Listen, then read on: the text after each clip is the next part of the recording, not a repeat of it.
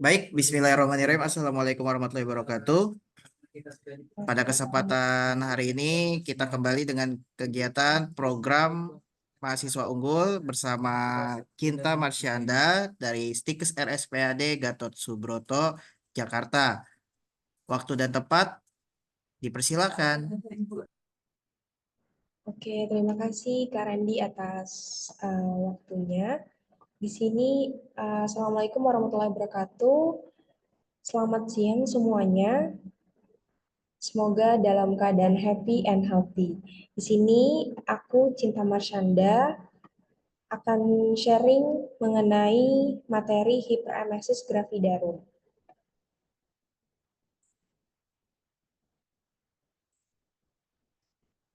Nah, latar belakang dari kejadian hiperemesis gravidarum ini, menurut American College Obstetrics and Gynecology tahun 2018, kejadiannya berkisar antara 15 sampai 18% pada kehamilan. Dan juga kondisi hiperemesis ini biasanya ringan dan hilang dengan sendirinya, namun bisa memuncak ketika umur kehamilan 9 minggu dan mulai menghilang sebelum usia 14 minggu. Tapi pada beberapa perempuan dilaporkan merasakan mual-mual sampai lebih dari 20 minggu. Dan juga berdasarkan hasil penelitian yang ada di Indonesia, ibu hamil dengan hiperemesis gravidarum mencapai 4,8% dari seluruh kehamilan. Dan 60-40% diantaranya itu adalah multigravida dengan keluhan mual dan juga muntah. Oke, di sini kita harus tahu dulu nih definisi dari hiperemesis gravidarum. Hiper sendiri yang artinya adalah berlebihan, emesis artinya vomiting atau muntah, gravidarum adalah pregnancy atau kehamilan. Jadi, hiperemesis gravidarum merupakan kondisi ibu hamil dengan mual dan muntah yang berlebih hingga mengganggu aktivitas sehari-harinya sehingga dapat menyebabkan penurunan berat badan, dehidrasi, ketidakseimbangan elektrolit, defisiensi nutrisi, sampai hipokalemia atau kondisi di mana kaliumnya itu rendah. Lalu ada faktor penyebab dari hiperemesis gravidarum. Yang pertama, akibat dari hormonal. Peningkatan kadar beta HCG dan juga estrogen ini merangsang hipotalamus yang di otak, yaitu pusat muntah, dan juga peningkatan kadar progesteron yang menyebabkan otot polos di saluran cerna ini menjadi relaksasi, sehingga terjadinya penumpukan cairan asam lambung. Lalu yang kedua yaitu faktor psikologis. Faktor psikologis ini dapat memicu terjadinya hiperemesis gravidarum.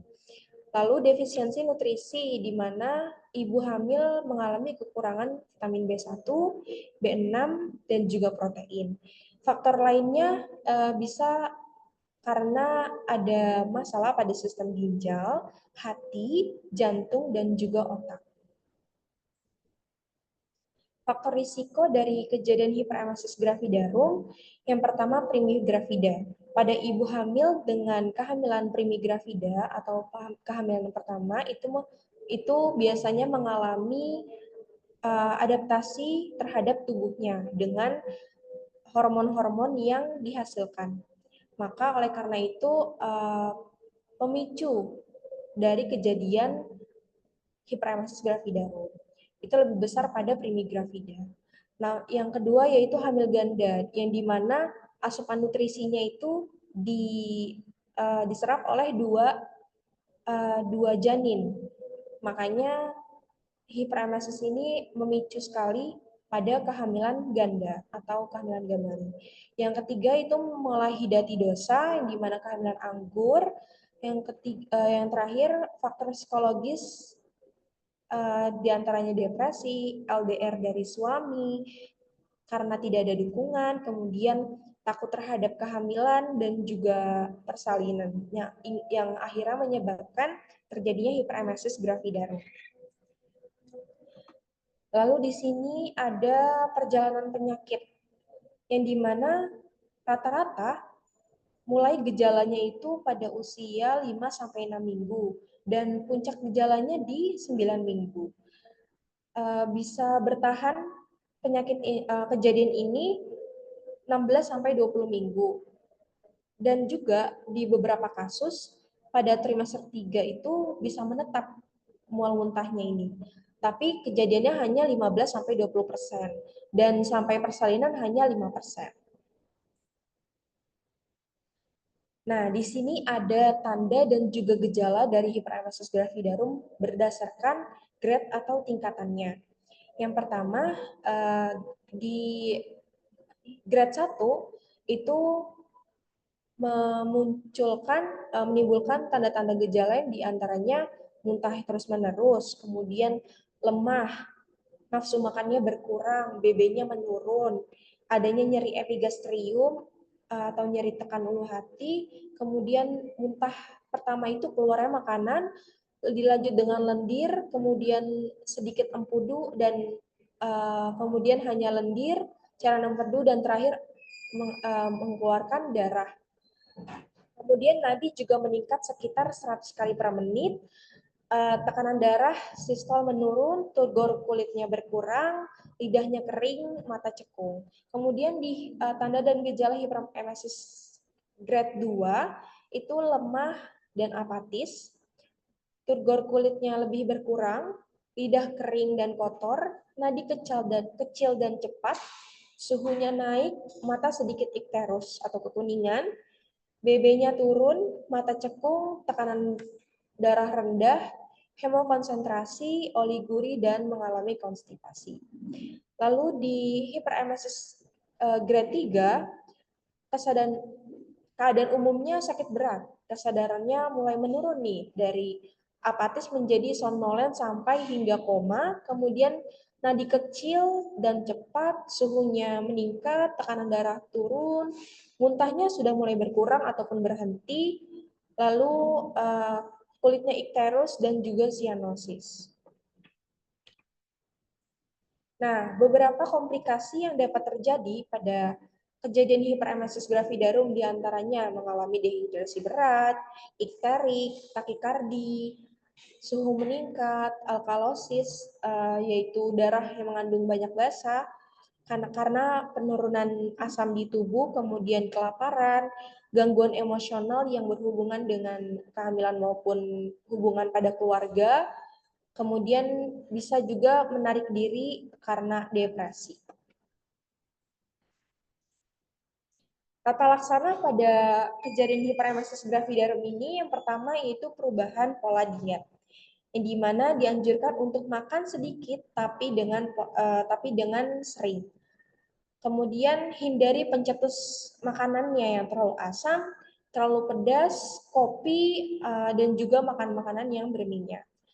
Bisa juga ditambahkan jahe pada makanan, karena sudah ada beberapa penelitian yang membahas bahwa jahe ini sangat berkhasiat untuk mengurangi mual muntah pada ibu hamil yang mengalami hiperemesis gravidarum, tentunya dengan dosis tertentu.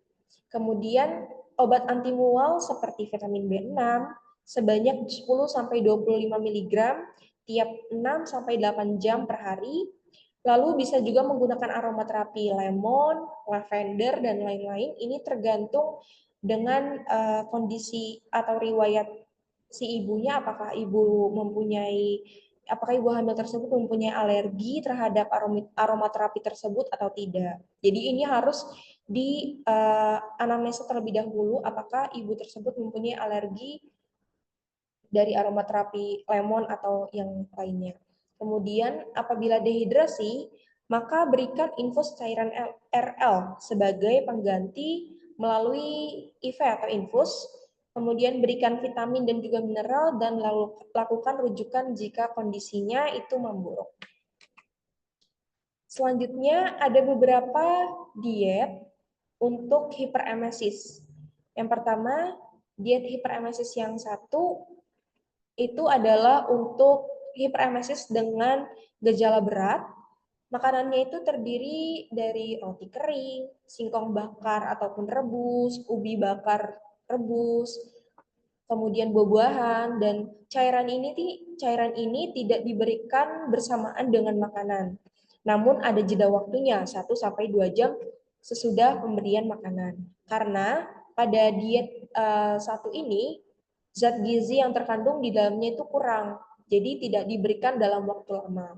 Yang kedua, diet hyperemesis 2 itu diberikan bila rasa mual dan juga muntahnya ini sudah berkurang. Dan diet diberikan secara bertahap atau berangsur, dimulai dengan memberikan bahan makanan yang bernilai gizi yang tinggi, dan minuman ini tidak diberikan secara bersamaan dengan makanan. Pemilihan makanan yang tepat juga memenuhi kebutuhan gizi kecuali kebutuhan energinya.